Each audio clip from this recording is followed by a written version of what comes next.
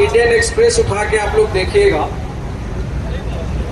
जो आंदोलन हम शिक्षकों के सैलरी के लिए कर रहे हैं आज के इंडियन एक्सप्रेस में, आज से 2 साल पहले कितनी झूठी और मक्कार और लोगों को ठगने वाली सरकार, उसका एक नमूना बताने के लिए ये आज उदाहरण दिया। इन्होंने 2 साल पहले बहुत शोर शराबा के साथ SC ST OBC के लिए स्कॉलरशिप स्कीम शुरू किया और डिफरेंट प्राइवेट इंस्टीट्यूशंस जो कोचिंग सेंटर चलते हैं उनके साथ इनका एक समझौता हुआ था। आज अखबार में छपा कि पिछले 1.5 साल ये जो बड़े बड़े ये जो बाबा साहब का नाटक, एक नया वर्ड केजरीवाल साहब ने दिखाया, जैसे बाबा साहब कोई नाटक किया करते थे इनकी दृष्टि में, तो ये बाबा साहब का नाटक दिखा।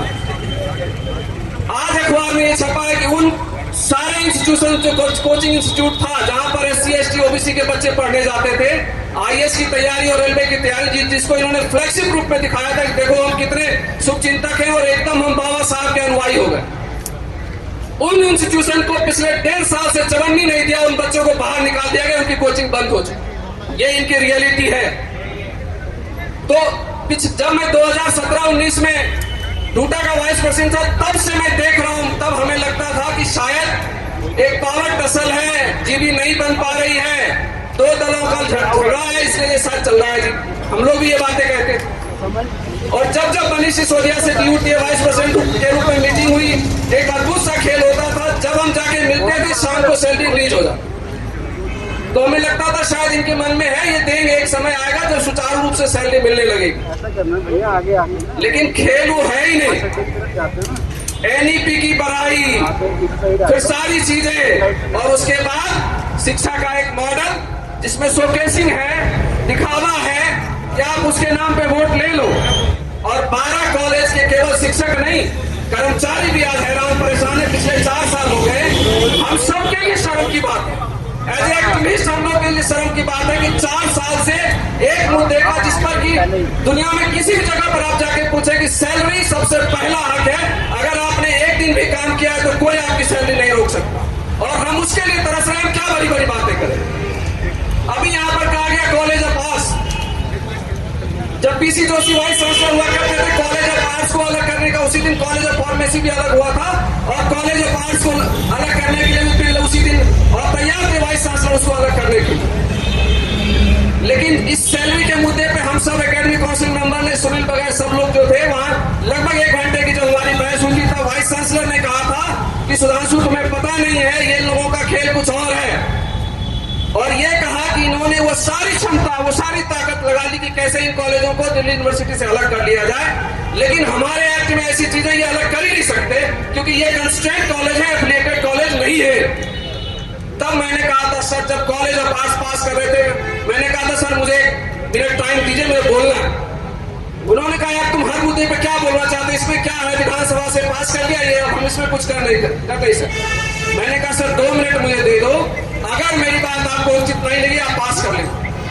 मैंने यही बात उनको रिपीट किया था कि अभी आपने कहा कि ये चाहते हैं कि सारे कॉलेज दिल्ली यूनिवर्सिटी से अलग हो जाए, हमारा संविधान ऐसा है वो अलग नहीं कर पा रहे। लेकिन जो ये आर्म ट्विस्टिंग चल रही है सैलरी नहीं देकर, कल टीचर और नॉन टीचिंग स्टाफ अगर परेशान हो जाए, इतने दुखी हो जाए कि आपसे आकर कहे दिल्ली यूनिवर्सिटी, वो लिख के देने लग जाए कि मुझे दिल्ली यूनिवर्सिटी में नहीं रहना, मुझे अलग करो, क्योंकि हमें रोज हर महीने सैलरी के लिए तड़पना नहीं है, उस दिन दिल्ली यूनिवर्सिटी क्या करेगी? क्या ये आर्म ट्विस्टिंग नहीं है? तो मैंने कहा था अगर वो आर्म ट्विस्टिंग कर सकते हैं तो आप भी आर्म ट्विस्टिंग करो, कॉलेज ऑफ आर्ट्स को आप नहीं अलग करो, ये जिस लेवल तक जा सकते हैं जाएं।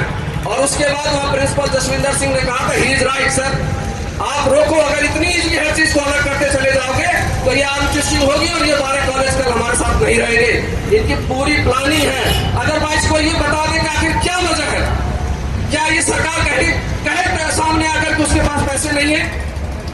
आप बड़े बड़े बातें दुनिया, मैं तो DUTA से अपील करता हूं, जब मैं था तब यह डिसीजन हुआ था कि नेमिंग सेविंग करिए, ये धरने जरूरी हैं, लेकिन जब तक आप इनको बदनाम नहीं करोगे, हमने कहा था पोस्टर्स लगाए जाए बड़े बड़े, एटलीस्ट और कहीं नहीं लगा सकते, डूटा के आसपास लगाइए 5 पोस्टर, जो हर शिक्षक, हर इस दिल्ली में गुजरने वाले लोग, जो इनका जो झांसा चलता है कि मैं शिक्षा का वो मॉडल ला दिया जो पूरा वर्ल्ड देखने के लिए आ रहा है, उसको उन लोगों को पता चलना चाहिए कि इनका शिक्षा का मॉडल ये है कि पिछले 4 साल से न शिक्षकों को और वरना कर्मचारियों को ये सैलरी दे रही है, इनका ये शिक्षा का मॉडल है।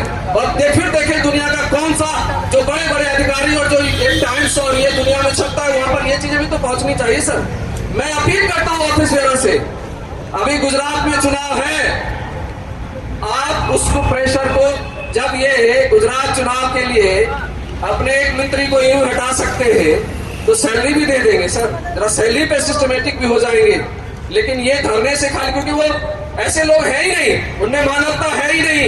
अगर मानवता होती तो 4 साल से सैलरी के लिए शिक्षक और कर्मचारी तरफ नहीं रहे होते सर। आपका तरीका वो है जिसमें आप उस व्यक्ति से आशा रख सकते हैं जिसमें थोड़ी संवेदनशीलता बची है। ये संवेदनहीन लोग हैं, इनको केवल सत्ता चाहिए, एन कैन प्रकार है, चाहे किसी की गर्दन कटे, कोई आप कहते रहो काली दिवाली, हर बार काली दिवाली बनेगी अगर हमने एक्सट्रीम स्टेप नहीं लिया। और इसका सब कहते हैं ना कि नाभि, वो तोते की नाभि में जो है उसकी नाभि यही है। जब इसको ये लगेगा कि आपके करने से, आपके प्रदर्शन से, आपके लिखने से इसको चुनाव में कोई नुकसान होने जा रहा है, तब सुनेंगे, ऐसे नहीं सुनने वाले।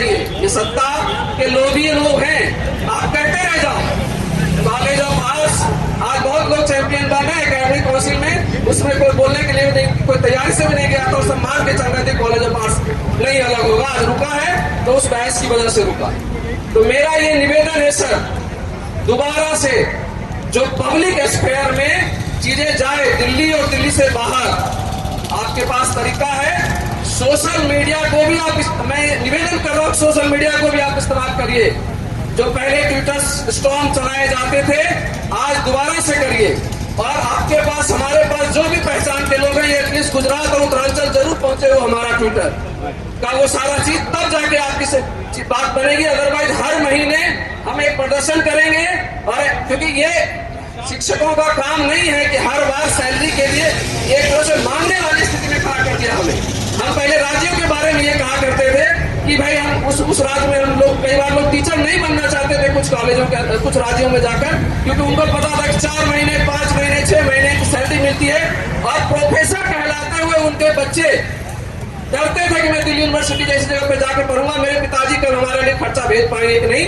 वो हाल आज दिल्ली में बैठ के कर दिया इस व्यक्ति ने, और दावा है कि मैं एजुकेशन में क्रांति ला रहा हूं। तो ये एजुकेशन की इनकी क्रांति है। तो मेरा ये निवेदन है ऑफिस बेरर्स हैं और आप साथियों से कि जब तक नेमिंग और शेमिंग इसकी नहीं होगी, ये नहीं झुकेगा सर। इसके पास और कोई आपके पास रास्ता नहीं बताया। बार बार एलजी के पास जाओ, हर महीने के लिए आदेश लाओ।